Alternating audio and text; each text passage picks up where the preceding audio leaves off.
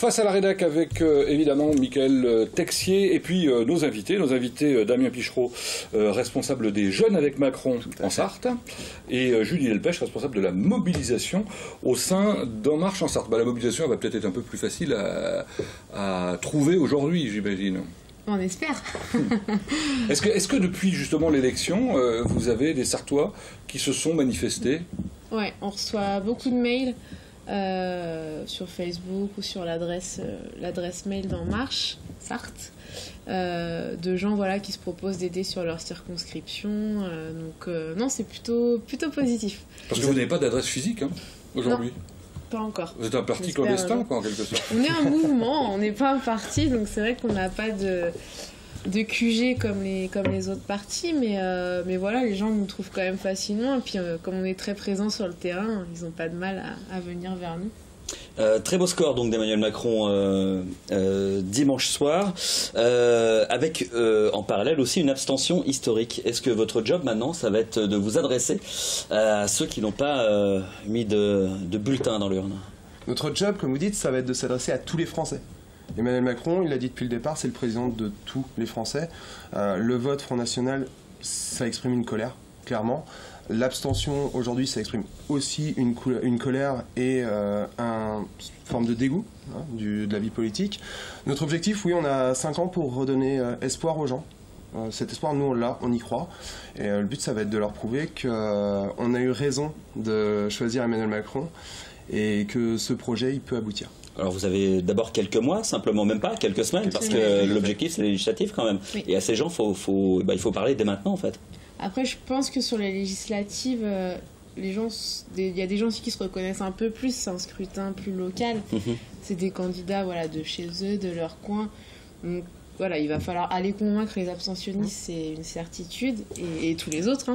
Mais le travail va être différent. Et vous n'avez pas cette crainte, justement alors, il y a cette élection locale, des gens qui sont connus, reconnus au local pour leur travail de terrain, puis vous arrivez. Alors, peut-être que certains feront partie de l'équipe d'En Marche, on n'en sait rien. On saura ça jeudi, je crois.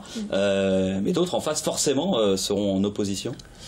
Alors, moi, je dirais déjà, il y a une certaine cohérence. Les Français sont cohérents. L'élection législative, elle suit l'élection présidentielle. Jusqu'à maintenant, ce qu'on a vu, c'est que les législatives étaient remportées par le parti du président de la République fraîchement élu. Ensuite, ce qu'on constate aujourd'hui, c'est surtout que les Français veulent du renouvellement. Il n'y a aucun ancien Premier ministre, aucun ancien président de la République qui est passé au second tour. Au contraire, c'est des deux figures relativement nouvelle, du moins pour Emmanuel Macron. Alors, le renouvellement, c'est le renouvellement aussi du personnel politique. Et alors justement, la particularité d'Emmanuel Macron, c'est de dire 50% viendra de la société civile et 50% des élus de terrain. Alors déjà, 50% ça, c'est un peu compliqué, ça fait deux députés et demi, donc il y en a un qui sera les deux à la fois. Ce sera le cas aussi en Sarthe, il n'y aura pas que d'anciens élus en quelque sorte. Ah non, la règle qu'il a définie pour les législatives, elle s'applique partout en France. Donc il n'y aura pas d'exception. Pourquoi plus en Sarthe que dans le Pas-de-Calais, il n'y a pas de raison. Donc non, la règle, elle va s'appliquer. Et puis voilà, la règle de base, c'est 50-50. Donc on fera au mieux, la CNI en tout cas fera au mieux pour respecter ces règles-là. Est-ce qu'il va falloir maintenant apprendre à parler aux zones rurales? Je dis ça parce que le vote Macron, c'est essentiellement un vote urbain. Est-ce que ça va être un des enjeux pour vos candidats législatifs? Apprendre à parler, je ne sais pas. On a un programme qui clairement va pouvoir donner plus d'attractivité aux zones rurales, notamment par l'instauration partout de la 4G et de la fibre, l'amélioration des réseaux de transport. Il y a plein de choses qui vont aujourd'hui dynamiser les territoires. Et c'est ce qu'il va falloir aller expliquer aux gens, pas leur apprendre à parler. Moi, je viens d'un village de 250 habitants. Parler aux gens du monde rural, je sais le faire, c'est pas un problème. Je disais pas, ce que je disais, c'est vous faire comprendre et faire qu'il y ait une adhésion pour vous, parce qu'on a bien vu qu'en zone rurale, c'est pas Emmanuel Macron qui a été choisi essentiellement. Exactement. Après, au second tour, ça s'est globalement bien passé, même en zone rurale. Et comme je dis, on a le programme pour. Maintenant, ce qu'il va falloir, c'est vraiment se focaliser, effectivement, également sur ces zones rurales pour ne laisser personne de côté, puisque c'est la vision d'Emmanuel Macron aujourd'hui, et c'est la vision de nombreuses personnes qui vont se présenter aux législatives, on le sait, ça va être de parler à tout le monde. Et ça va être très important. Et c'est aussi le rôle, d'ailleurs. Pourquoi, aujourd'hui, on a ouvert ces législatives? Pourquoi on veut 50% de renouvellement? C'est aussi pour avoir ces personnes-là. il y aura parmi les 50% des gens du monde rural. Il y aura des agriculteurs, il y aura des ouvriers, il y aura des chômeurs, des salariés, des boulangers. Tout le monde peut y être, y compris vous d'ailleurs. Vous pouvez y être, il n'y a aucun souci.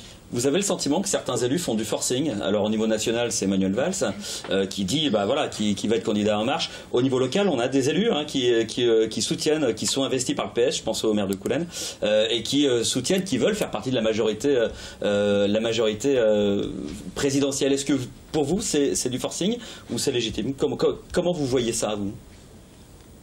On peut pas appeler ça du forcing. Enfin, je veux dire, ils ont eu une réaction tout à fait normale, c'est-à-dire il y a un duel Emmanuel Macron-Marine Le Pen.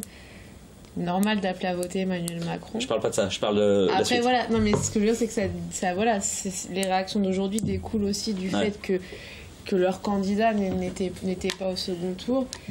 Après, moi, ce que je pense, c'est qu'une majorité présidentielle, je veux dire, ça tombe sous le sens.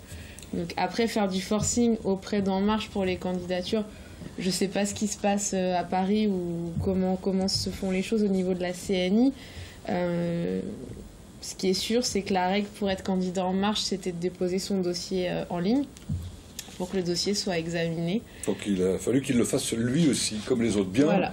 On va terminer là parce que le temps imparti est terminé. Merci en tout cas d'être venu sur le plateau. Merci régulièrement sur LMTV dans les semaines qui précèdent les élections.